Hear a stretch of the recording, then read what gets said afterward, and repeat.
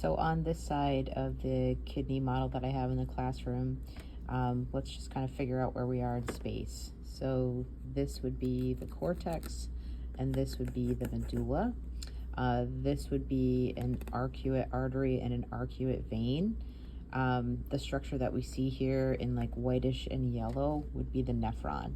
So this one over here is going to be adding in the capillary and arterial blood flow, but this one you can't see that. So let's talk about this first, okay? So this structure, this light yellow, darker yellow, and white is a nephron, and the nephron is the functional unit of the kidney that is responsible for producing urine and filtering our blood. And so we have three different nephrons here. There's one here, and one here, and they are positioned differently. So the first portion that you see here in light yellow on each of these is going to be called the glomerular capsule or Bowman's capsule. This is where the process of filtration is going to occur. This is where all of the stuff that can be filtered out of blood will be filtered out of blood and kind of vacuumed up from this structure. Once all the filtrate is vacuumed up, it's going to be pushed to the first part after Bowman's capsule, which is called the proximal convoluted tubule. And if you look on each of these nephrons, the proximal convoluted tubule is shown in orange. What's going to happen here is that the majority of what's called tubular reabsorption is going to occur. We don't see the capillaries beds in this image, but as we know, the peritubular capillaries are wrapping around the nephron, and they are going to be actively and passively reabsorbing the majority of filtrate that was pushed out here in Bowman's capsule is going to get reabsorbed in the proximal convoluted tubule. We are then going to go into the hairpin turn, which is called the loop of Henle.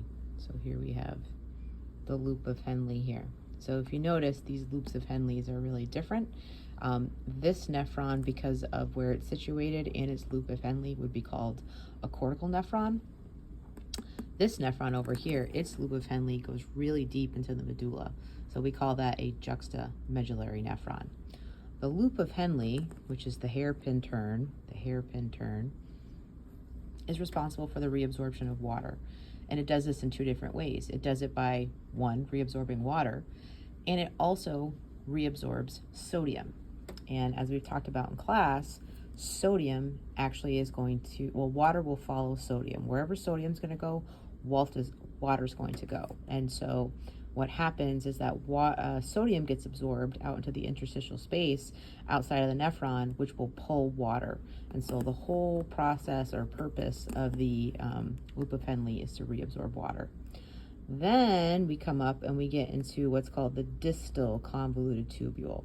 So this is proximal because it's closer to Bowman's capsule. This is distal because it's further distance away.